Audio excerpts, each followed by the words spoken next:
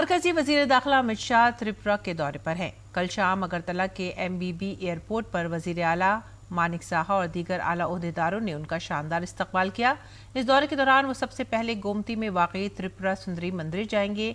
उसके बाद वो BSF रिहायशी कॉम्प्लेक्स और क्वार्टर गार्ड कॉम्प्लेक्स का संग बुनियाद रखेंगे। इस दौरे के दौरान मरकजी वजीर दाखिला BSF के जवानों से मुलाकात और खिताब भी करेंगे। वो यौम माहौलियात के मौके पर शजरकारी के प्रोग्राम में भी शिरकत करेंगे। अमित शाह सरहदी इलाकों पर रियासती और मरकजी सिक्योरिटी के आला हुकाम के साथ एक आला सतही मीटिंग भी करेंगे। काबिल जिक्र है कि उनके दौरे के पेश नज़र रियासती हुकूमत ने इंतजामी और सिक्योरिटी मामलात पर एक आला सतही मीटिंग का एहतमाम किया है।